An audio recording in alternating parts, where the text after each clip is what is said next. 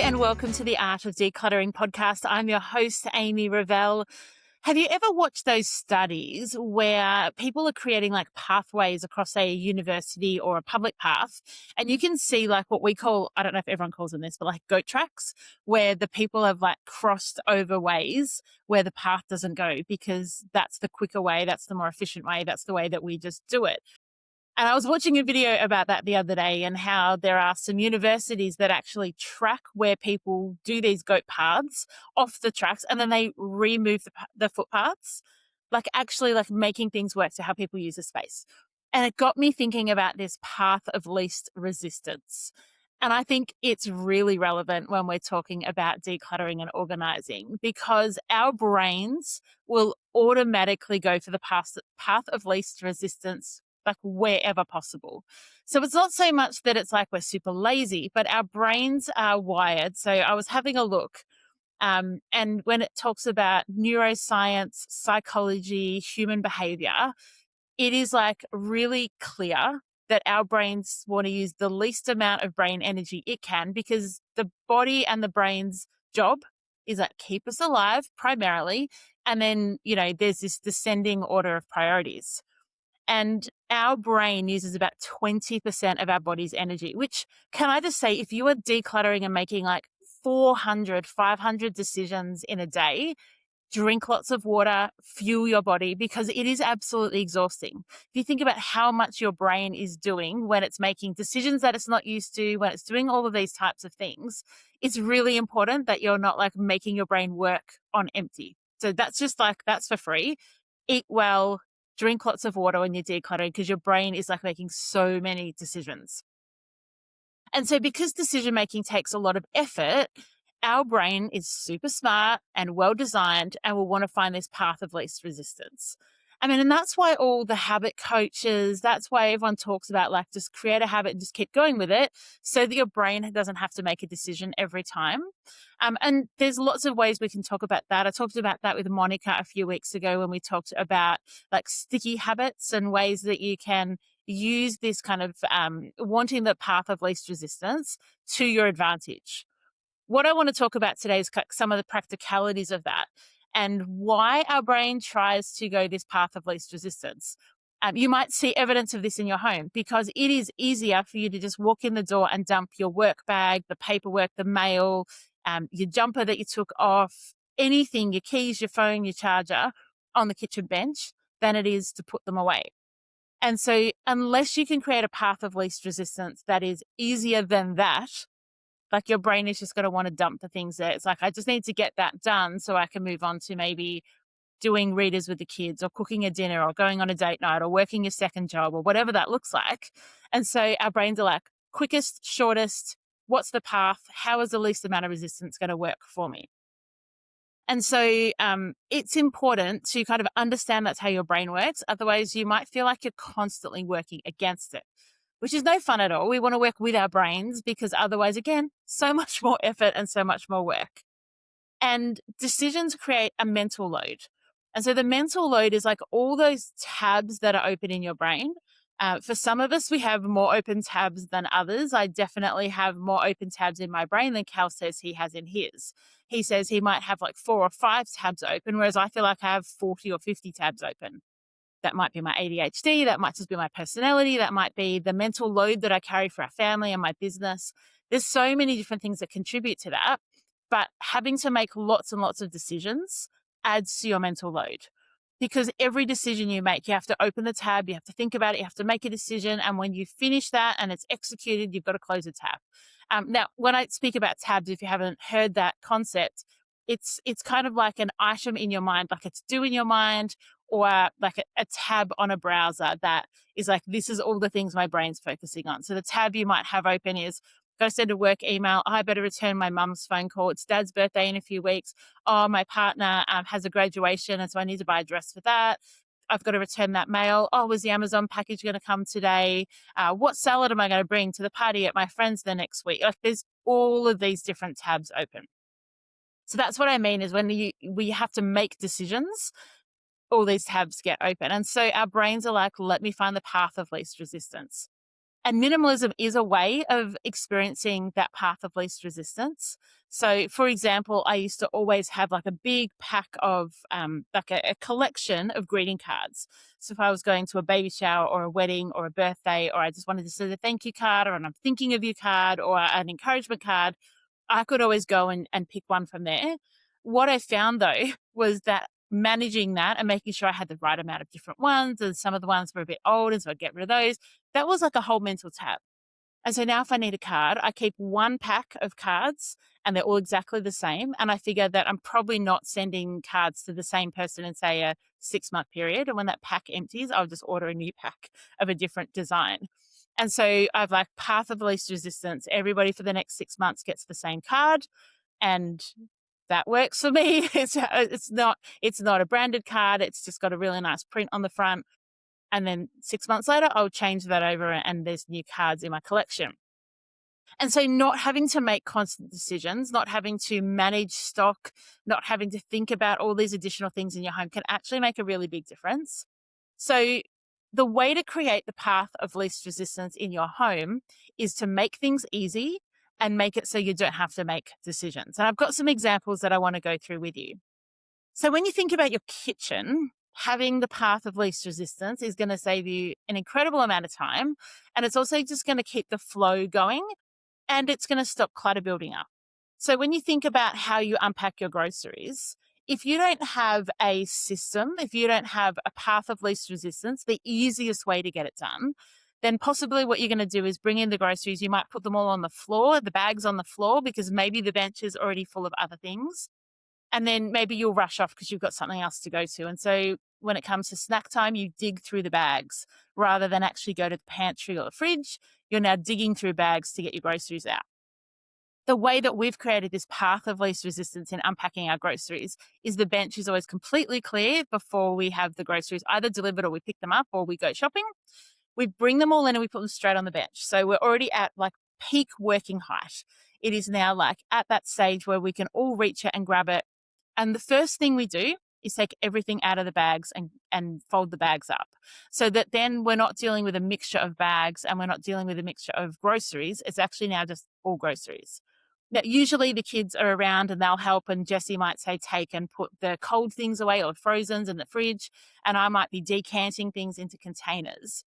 But by having a system of going, it goes on the bench and then the bags get taken away. So it's just the groceries. We know we do cold and frozen first, and then we decant, and then we put everything away.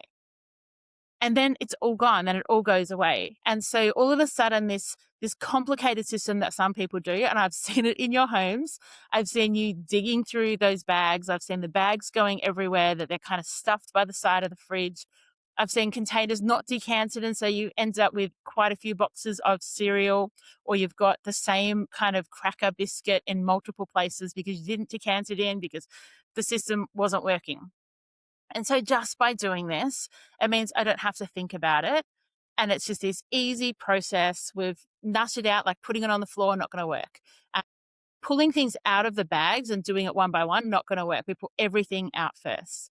And so that's an area for us where this path of least resistance really helps. I don't have to think about it, right? So when we're talking about path of least resistance, it's like, what is the least amount of work? So if you're crossing a university, you're cutting corners because you don't want to walk around the square. You want to curve that corner off and have less energy expended because that's what your brain's motivation is. Another one in the kitchen is when you're cooking. And so have a think about how your kitchen is set up. Are your knives in a place where when you're doing preparation, you have to go and get your knives and bring them back? Think about your dishwasher. If you're setting up a brand new home, if you're designing a home, this is perfect for you. Think about where your dishwasher goes, and then think about where you're going to have your dishware. Where is the crockery going to go? Where's the cutlery going to go? Because if you pull the dishwasher open and then it blocks off the place where the plates are meant to go, you are absolutely not doing path of least resistance. You are creating extra work for yourself because you have to take them out, pile them on the bench, close the dishwasher, open the cupboards, put the plates in. And I've seen so many homes where this is the case, particularly in smaller homes where you're dealing with smaller floor plan. And so things do impact on each other. And so what we'll say is like, let's move the plates. The plates don't have to be in that spot where they're blocked by the dishwasher. And I've put plates in upper cabinets. I've put them in pantries. Like, you just have to think creatively about how you're going to work your kitchen so it's path of least resistance. If you're finding that your children are independent enough to make their own breakfast, but they can't reach the cereal or the Vegemite or the peanut butter, that is not a path of least resistance because they have to come and get help. Bring those down to a level, make them easily accessible, make your kitchen work for you in a way, like think about it strategically. What am I going to more often? Who's accessing this? What's easy to put away from the dishwasher? My ideal in any kitchen is you stand at the dishwasher and you do not have to move your feet in order to put the dishes away. So I'm talking the dishes of cutlery, crockery, mugs, glassware, those things that are really high use. You might have to walk a bit further to put a platter away or a saucepan, but you want to be able to stand there and just pivot and put things away. So if you've got the opportunity to relook at how your kitchen is functioning in terms of this least resistance, how do we make it as easy as possible? That could be a good one for you. When we're getting ready in the morning, we often fluff around, waste time, haven't made decisions in advance, stand in front of our wardrobes, like flicking through clothes or saying to ourselves or to our partners, I just don't have anything to wear. And having a path of least resistance in your wardrobe is really helpful. So for you, that might look like you want to wear a different outfit to work each week, each day of the week. So you might at the start of the week, like hang your outfits together. So rather than having to find all the pieces, you're just pulling out the 2 or 3 coat hangers, but have the things on that you're going to wear for that day. That might be a way of you creating path of least resistance. For me, a way that I do it is I hang everything, but it's all in category. So if I know I want a dress, I know exactly where the dresses are. If I know I want a pair of pants or a long sleeve top or a short sleeve top or a jumper or leggings, I know exactly where they are. And so I'm not ever searching or hunting for an item of clothing because I hang as much as possible. It's kind of like a clothing filing system. And so I will just kind of flick through like this, like flick through, find what I need. And that's a path of least resistance. It also means that when the clean washing comes and it's time to put it away, I know exactly where it goes. So I'm not having to make decisions, right? So our brains are trying to avoid making complex decisions wherever possible. And I don't know about you, but I've got enough in my world where my brain has to make decisions that what I wear, how I unpack the groceries, how I unpack the dishwasher, I don't want to use up my 20% of brain capacity and energy on that. I've got that 20% can be put to better use. And so it might be saying, like, how do I simplify my wardrobe so I don't have to make decisions? You just know where the stuff goes and you just do it. It makes so much sense, right?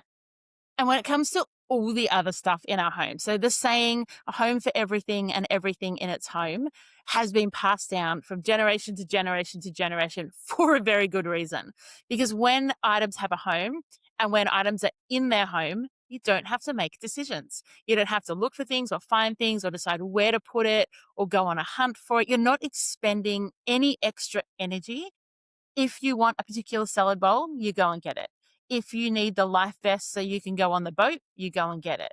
If you need a letter or a card so you can encourage someone, you just go and get it. And by having homes for all these items, you are reducing the friction. And by reducing friction, you're making it easier. You're making it easier on your brain to have this path of least resistance. So at the moment, if you feel like your home takes a lot of brain power, it's you're working a lot to make your home work. Have a think about some ways that you can apply this principle. Have a think about areas in your home where this could apply. And it might be really small. Maybe it's your bathroom routine. And so it's about pulling out of the shower any products you're not currently using so that when you're in the shower, you don't have to make decisions about which shampoo to use. It's just the shampoo that you use it, you put it back, that's done. Maybe the top of your counter in your bathroom, instead of having all of your makeup products, you just have the 4 or 5 that you are going to use every single day. And it makes life so much simpler. It takes so much of the additional brain power, additional mental load, additional stress, additional pathways that you are taking that you do not need to take. If you think about, like, yes, we want to get our steps up, but we don't want to have to be running around our house like a chook without a head going, I can't find my sunglasses, I can't find my sunglasses. That's additional stress. So I really want for you to have homes that function well, and this path of least resistance is a really good lens at which to look at it through. What I want to let you know too is I want you to, if you haven't already, sign up to my newsletter because I've got some really exciting news coming up in a couple of months and I do not want anybody to miss out on it. So if you go to my website, theartofdecluttering.com.au, which is in the show notes, just scroll down, you'll see where you can sign up to the newsletter. Pop in your email address. I'm not going to spam you. I send maybe an email a month at best. Sometimes I forget to even send that. But later in the year, I've got some freebies coming up for you that's worth, tens of thousands of dollars for a conference that I'm speaking at that I really want to put in your hands. So sign up to that. Between now and then, you'll just hear from me with some different ideas and before and after photos and things that are available to you. And then you're going to get that good news in a couple of months. So it has been lovely being with you again this week. Until next week, enjoy the freedom.